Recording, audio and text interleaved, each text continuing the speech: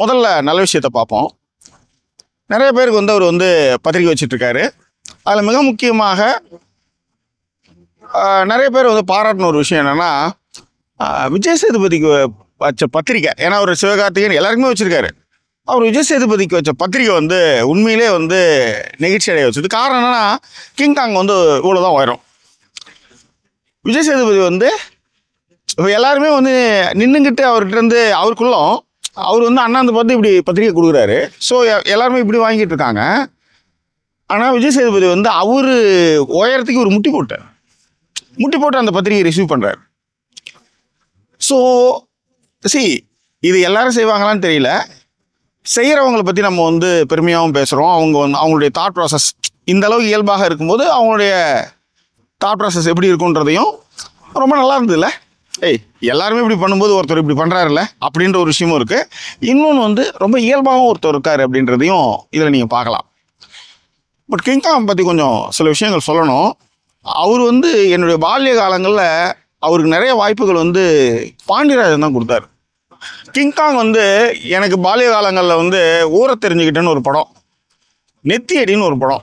இந்த 2 படத்துலையுமே எனக்கு அவர் ரொம்ப பிடிக்கும். மிக முக்கியமாக பாண்டியராஜனுடைய ஊரை தெரிஞ்சுக்கிட்டேன்ல ஜெயில் கைதியாக இருப்பார். அந்த இதில் தான் கலைப்புலி சேகரன் அவர்லாம் நடிச்சிருப்பார். 5ஆம் நம்பர் சன்னதி தெரு திருவல்லிக்கேணி அந்த பாட்டெலாம் வரும். ஆனால் எனக்கு நல்லா ஞாபகம் இருக்குது நெத்தியடியில் இவர் சமயக்கார் ஜனகராஜ். கிங்காங் ஒரு அண்டாவில் விட்டு மைசூர் பாக்கு கொடுத்துருவாங்க. அண்டாவை தூக்கி அடுப்பில் வச்சுருவாங்க. அடுப்பில் வச்சு பூனைக்கறி பிரச்சனை அங்கே வரும். ஏன்னா தட்டி விட்டா பூனை சாம்பாரில் விழுந்துடும். அதில் கல்யாணத்தில் சண்டை வரும். டேய் எனக்கு தலைக்கறி இருந்தது, உனக்கு அது கல்யாணம் வெஜிடேரியன் கல்யாணம். அதில் பூனை எதாச்சும் விழுந்து அது கறியாயிடும். அதில் எனக்கு தலை கிடைக்கல, உனக்கு உடல் கிடைக்கலன்னு இவனுக்கு அடிச்சுக்குவானுங்க.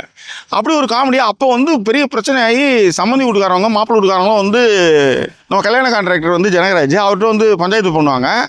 என்னத்தை வச்சுட்டு போய் தெரியல, பூனையெல்லாம் கறியாக போட்டு வச்சுருக்கிற, இந்த அண்டாவில் என்ன இருக்குன்னு தெரியுது. எடுத்து பார்த்தா கிங்காங் நல்லா வேர்த்து ஊற்றி.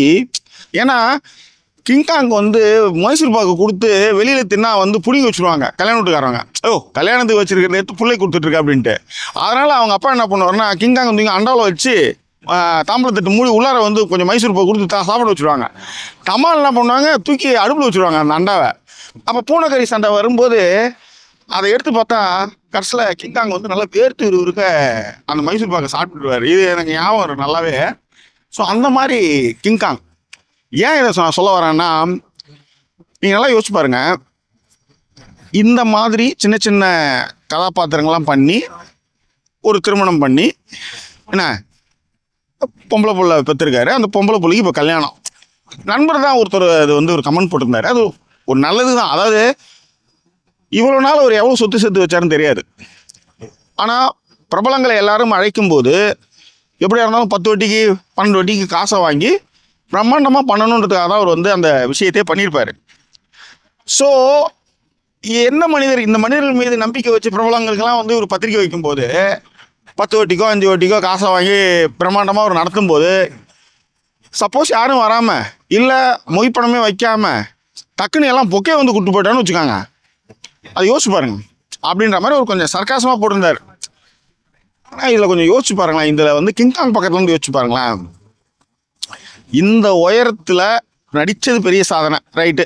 ஏன்னா குள்ளமாக இருக்கிறவங்க கேரக்டர்ஸ் அப்படின்னும் போது அபூர்வ சகோதரன் நடித்த மாதிரியான கேரக்டர் அவர் நடிப்பார். ஆனால் பாண்டியராஜன் அவர்கள் அவரை மிக சரியாக யூஸ் பண்ணியிருப்பார். கரெக்டா? ஸோ இப்போ அவர் நடித்தார், ஓரளவுக்கு பிரபலமாக இருக்கார், தெரிஞ்சவர். அவருக்கு கல்யாணம் நடக்குது. இந்த கல்யாணம் நடந்ததுக்கு பிறகு சாதாரணமான வாழ்க்கை வாழறவங்களே எப்போ புள்ள பிறக்கும், எப்போ உனக்கு புள்ள அப்படின்னு கேட்டு நடிச்சிருப்பாங்க. ஆனால் இதே மாதிரி மலையாளத்தில் ஒரு ஆர்டிஸ்ட் இருக்கார், இதே மாதிரி குள்ளமான ஆர்டிஸ்ட். அவர் நம்ம டிஷ்யூமில் கூட ஆடி இருப்பார் அவர். ஸோ அவருக்கும் கல்யாணம் வந்தபோது இந்த மாதிரியான பிரச்சனைகள் அவங்க எதிர்கொண்டு இருப்பாங்க. நம்ம மிக சாதாரணமாக அவங்கள நம்ம யோசிக்கிறோம். அவங்க பாயிண்ட் ஆஃப் வியூ யோசிச்சு பாருங்களேன். நார்மலான மனிதர்கள் இல்லை அவங்க உயரம் குறைவானவர்கள். அப்போ இந்த கல்யாணத்தையே கேலியாக பார்ப்பாங்க. அந்த கல்யாணம் கேலி பண்ணதுக்கப்புறம் கேலியாக பண்ணதுக்கப்புறம் குழந்தை பிறந்தா அதை ஒரு கேலியாக பார்ப்பாங்க. இதில் அந்த ஒய்ஃப் இருக்காங்களா, அவங்களுடைய பாயிண்ட் ஆஃப் யோசிச்சு பாருங்களேன். அவங்களுக்கு அது எவ்வளோ பெரிய மன உளைச்சல்கள் இருக்கும். ஏங்க, நார்மலாக வந்து போகிற தம்பதிகளை விட அவங்களுக்கு இன்னும் அதிகமான மன அழுத்தங்கள் நிறையவே இருந்திருக்கும்.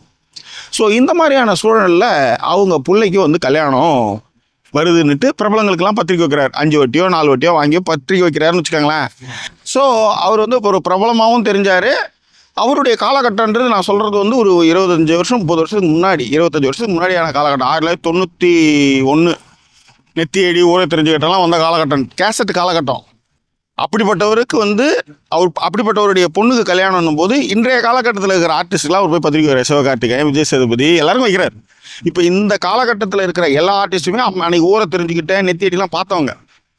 ஸோ அவங்க வந்து கல்யாணத்துக்கு வருவாங்கன்ற நம்பிக்கையில் வைக்கிறார். இப்போ கிங்காங் வந்து ஒரு தந்தையாகவோ அந்த வீட்டுக்கு ஒரு குடிமகனா, வீட்டுக்கு வந்து ஒரு தலைக்கட்டாக அவர் வந்து தன்னை நிரூபிச்சாகணும். அப்போ இத்தனை வருஷம் அவர் இருந்த இண்டஸ்ட்ரிக்கு அவர் எல்லாத்துக்கும் பத்திரிக்கை வைக்கிறார். வராங்க வரலன்றது வேற.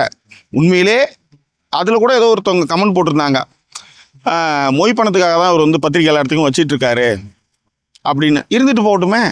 இத்தனை வருஷமும் அவர் வந்து இப்போ எல்லாருமே கல்யாண பத்திரிக்கை எல்லாருமே வைக்கிறாங்க, மொய் பணத்து தான் வைக்கிறாங்க, வந்து எல்லாரும் வாழ்த்துன்னு தான் வைக்கிறாங்க. ஆனால் நண்பர் என்ன சொல்லியிருந்தாருன்னா, ஒரு வேளை வைக்காமல் போயிட்டு பொக்கே மட்டும் கொடுத்தா என்ன ஆகிறது அப்படின் போது அதில் ஒரு வேறு யாரோ ஒருத்தவங்க கமெண்ட் போட்டிருந்தாங்க. என்னோட மனைவி கூட நான் அதை சொல்லியிருந்தேன். பட் அவங்க ஏங்க நீங்கள் இப்படி சொல்கிறீங்க, பாவங்க அவர் அப்படின்னு. ஸோ இந்த பார்வையில் நம்ம பார்க்கலாம். ஸோ அங்கே போய் விஜய் சேதுபதி மாதிரி முட்டி போட்டு கல்யாண பத்திரிக்கை வாங்கினவங்க அங்கே போய் கூட அவங்களுக்கு வந்து ஒரு நல்ல மொய் கூட வைக்கலாம். முன்னாள் ஆர்டிஸ்ட்டு அப்படின்னும் போது கூட அதுக்கு வந்து சிறப்பு செய்யலாம். நிறைய விஷயங்கள் இருக்குது. ஆனால் கிங்காங்குடைய பாயிண்ட் ஆஃப் வியூ நீங்கள் பார்க்கும்போது ஒரு குடும்பத் தலைவனாக தன்னை நிரூபிக்க வேண்டிய சூழல்லையும் தன்னை நிரூபிக்க வேண்டிய இடத்துலையும் இருக்கார். இப்போ உதாரணம் நம்ம சொல்லுவோம், அவர் தானே அந்த கம்பெனி, அவரெல்லாம் நான்லாம் ஒன்றா தான் இருந்தோம், இவர் இந்த படத்தில் நடிக்கும் போதெல்லாம் இவரெல்லாம் என் கூட வந்து பயங்கரமாக பேசிகிட்டு இருப்பார், இப்படி நம்ம அடிச்சு விட்டுருக்கலாம். ஆனால் இந்த மாதிரியான காலகட்டங்களில் நேரங்களில் அவருக்கு மட்டும் இல்லை, அவங்க குடும்பத்துக்கு மட்டும் இல்லை, அவர் சொந்தக்காரங்களுக்கு மத்தியிலும் அவர் நிரூபித்தாக வேண்டிய சூழல் இருக்கார். அதனால் அவர் போய் பத்திரிக்கை வைக்கிறார். பட் ஏன் அப்படி சொல்கிறேன்னா, நம்ம ஜஸ்ட் லைக் தட்டாக ஒரு விஷயம் சொல்கிறோம். ஆனால் கிங்காங் பாயிண்ட் ஆஃப் வியூலேருந்து பார்க்கும்போது, ஏன்னா இந்த ஒரு பாயிண்ட் தான், இதை வச்சு தான் அவர் எல்லாரையும் சந்திக்கவே முடியும். ஓகே, அப்போ இந்த கல்யாணத்தை, தன்னுடைய மகள் கல்யாணத்தை அவர் வந்து அதை வந்து ஒரு விஷயமா பயன்படுத்திக்கிறார். இதில் என்ன தப்பு இருக்குது? அவருடைய பிரபலத்தையோ அவருடைய திரைத்துறையில ஒரு நாள் இருந்ததுனால அதை வந்து பயன்படுத்திக்கிறார். அதில் என்ன தப்பு இருக்குன்றது தான் என்னுடைய பாயிண்ட் ஆஃப் வியூ, ரைட்? அது மட்டும் கிடையாது, கிங்காங் தன்னை நிரூபிக்க வேண்டிய ஒரு இடத்துலையும் இருக்கிறார். ஸோ அதனால் அவர் அந்த மாதிரியான விஷயங்களை செய்கிறாரு. நம்ம பேசும்பொழுது சொல்லும்பொழுது நிறைய விஷயங்களை நம்ம வந்து எளிமையாக சொல்லிட்டு போயிடலாம். பட் அந்த ஷூலேருந்து நிற்கும்போது, அந்த ஷூலேருந்து பார்க்கும்போது, புள்ளை பெற்று அந்த புள்ளையை வளர்த்து அது கல்யாணம் பண்ணி கொடுக்குறது ஒரு பெரிய விஷயம். ஸோ இதெல்லாம் அதில் இருக்குது அப்படின்றத தான் இங்கே இந்த வீடியோவில் நான் சொல்ல ஒரு விஷயம். கிங்காங்குடைய காலகட்டம் நான் சொன்ன மாதிரி 1991, ஏறக்குறைய 30 வருஷம். ஸோ ஆனால் இன்றைய காலகட்டத்தில் அவருக்கு ஏற்ற மாதிரியான ஒரு கதாபாத்திரங்கள்லாம் கிடச்சிருந்தா நிச்சயமாக அவர் கலக்கியிருப்பார். ஏன்னா கேம் ஆஃப் த்ரோனில் வந்து டெரியன் லானஸ்டர் உங்களுக்கு தெரியும். டெரியன் லானஸ்டரும் அதே மாதிரியான பின்புலத்துலேருந்து வந்து கல்யாணம் பண்ணி இப்போ வந்து ஒரு குழந்தைய வந்து ஸ்கூலில் விடுறதெல்லாம் வந்து இன்றைக்கி வந்து சமூக வலைதளங்கள் வந்து ட்ரெண்டிங்காக போயிட்டுருக்கு. ஸோ இதெல்லாமே கூட அவர் வந்து பார்த்துருக்கலாம். இந்த மாதிரியான விஷயங்கள்லாம் பார்க்கும்போது ரைட், இந்த பத்திரிக்கைலாம் எடுத்து போய் வைக்கலாமே நாமளும் வந்து. ஏன்னா ஜஸ்ட் லைக் தட்டாக வந்து சிரிக்கிறவங்க போகிறவங்க எதோலாம் இன்றைக்கி ட்ரெண்ட் ஆகும் பொழுது தானும் அந்த ஒரு பிரபல ஒரு இடத்துக்கு வரலாம் அப்படின்றதுக்காக கூட இந்த கல்யாண பத்திரிகை விவகாரத்தை வந்து அவருங்க வந்து எடுத்துருக்கலாம் அப்படின்றது தான் என்னுடைய பாயிண்ட்டு. எல்லாருக்குமே பிரபலம் ஆகணுன்றதான ஆசை. அது கிங்காங்க அப்படி யோசிக்கிறது ஒன்றும் தப்பு இல்லைல்ல. விஜய் சேதுபதி அவர்களுடைய முட்டி போட்டு வாங்குறத வந்து பாராட்டுற அதே வேளையில் நிறைய கேலிகளும் கிண்டல்களும் கூட வந்து நிறையவே நான் இணையத்தில் பார்த்தேன். நான் ஒரு சின்ன எக்ஸாம்பிள்ஸ் மட்டும் வச்சுக்கிட்டு கிங்காங் பாயிண்ட் ஆஃப் வியூ இது எப்படி இருக்கும் அப்படின்றதுக்கு தான் இந்த வீடியோவை நான் பேசினேன். இது குறித்தான உங்கள் கருத்துக்களை எதாவது பின்னூட்டங்களை தெரியப்படுத்துங்க. இன்னும் வேறு எபிசோடில் உங்களை நான் சந்திக்கிறேன். அதோட நன்றி கூறிய உங்கள் ஜாக்கி சேகர். நன்றி, வணக்கம்.